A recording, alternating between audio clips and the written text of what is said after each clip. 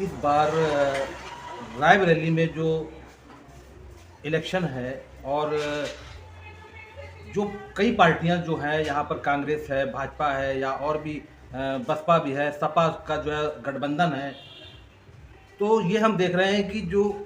दूसरे दल के जो नेता थे उस दल में चले गए, आज उनके शब्दों में जो है बहुत अंतर नज़र आ रहा है, बदले हुए शब्द नज़र आ रहे हैं। क्या लग रहा है आपको कि जो पार्टी में थे, कभी जो है कांग्रेस में थे और वो छोड़कर गए, तो कभी इधर जो है कुछ कह रहे थे, अब वही उसी पार्टी में है तो अब वो उधर जो है कुछ कह रहे हैं, तो क्या लग रहा है आपको? ऐसे में जो है क्या खलबली मच रही, या दिमाग काम नहीं कर रहा है, क्या है नेताओं का? मैं इसरार अहमद,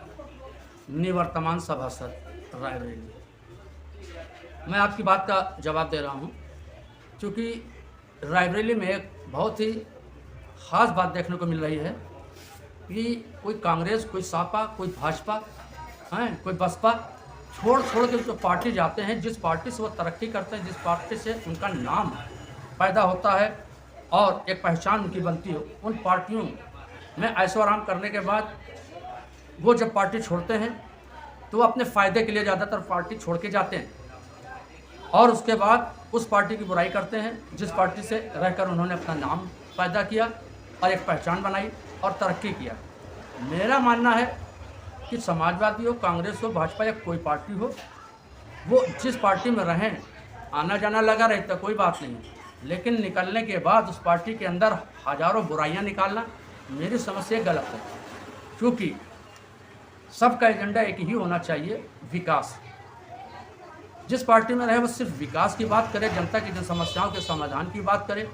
और जो कार्यकर्ता हैं जिनको हमेशा कुछ मिलता नहीं है लेकिन हमेशा बुराई बेचारे मोल लेते हैं, लड़ाई झगड़ा मोल लेते हैं, आपस के ताल्लुकात बिगाड़ लेते हैं इन्हीं चुनाव के संबंध में। लेकिन देखने को क्या मिलता है कि जब चुनाव हो जाता है तो उसी कार्यकर्ताओं को ज़्यादातर नेता पहचानने से इनकार कर देते हैं, ना उनका फ़ोन उठाते हैं, ना उनसे बात करते हैं। मेरा कहना है कि एक छोटा से भी कार्यकर्ता अगर किसी भी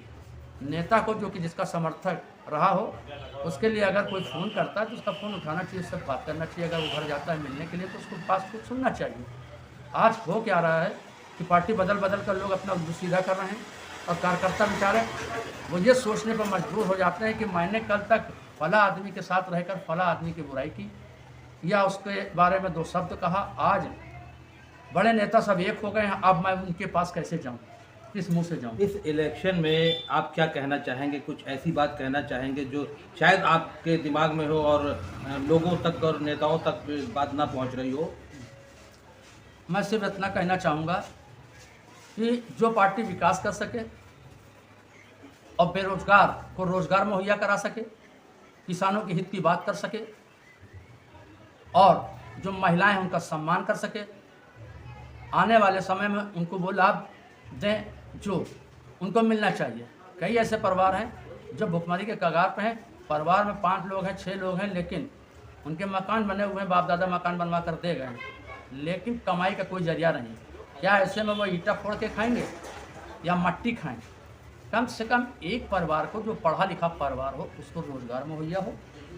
और अगर कोई पढ़ा लिखा नहीं हो तो उसको कम से कम इतनी इनकम उसके खाते में पड़ जाए कि वो अपनी दाल रोटी अपने परिवार की चला सके।